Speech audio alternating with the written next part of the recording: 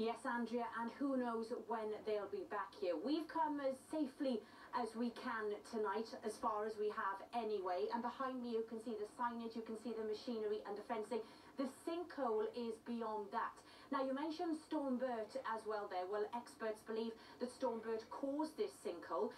Engineers believe that a mountainside landslip forced tons of debris to come washing down the hillside above Mount Walleyes and down through the culvert, which is about 60 foot beneath my feet. Now, residents remember hearing a rumbling and a banging sound during Storm Bert, and everyone now thinks that that was the culvert collapsing, but it's taken a whole week for that damage to come to the surface. A hole in the middle of their houses. At the bottom, the water is rushing off the hillside. At the top, the gas and electricity cables are exposed to the elements, and Delith Mitchell fears the sinkhole could swallow up her house. It's not just a house for us, it's a home.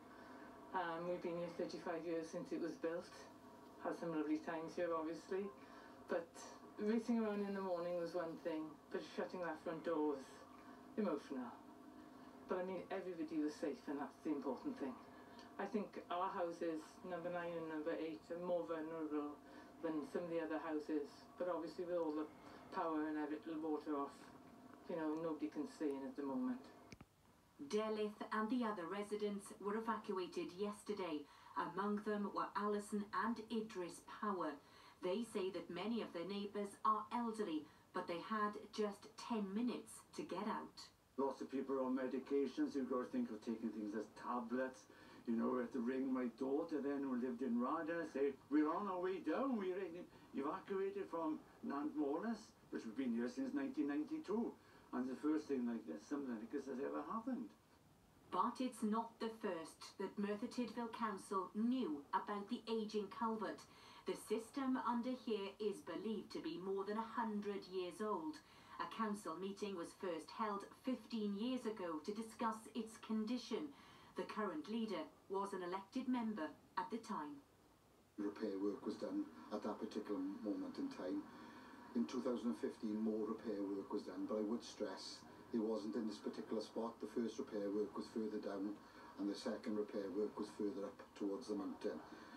What I can assure people is the culvert is inspected every 2 years, and has been. But the fallout from Storm Bert continues. In the Rhondda Valley, more than 12,000 people are using bottled water or boiling it after the Tinowine treatment works was damaged by the storm.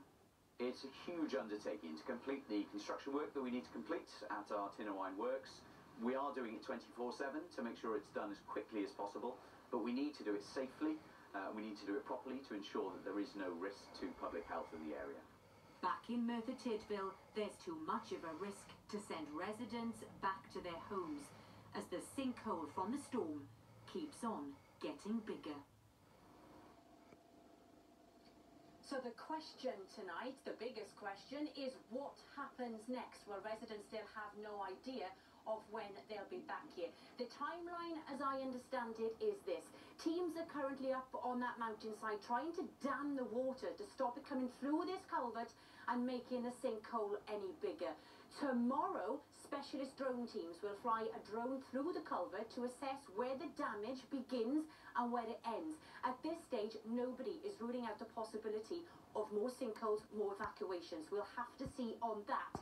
But it is December the 2nd, Andrea. The question on everyone's lips is, will these people be back in their homes for Christmas? I'm afraid there are no guarantees on that tonight. This sinkhole does need to be stabilised first, and for now these homes lie empty. Anna, I know you'll keep us updated. Thank you.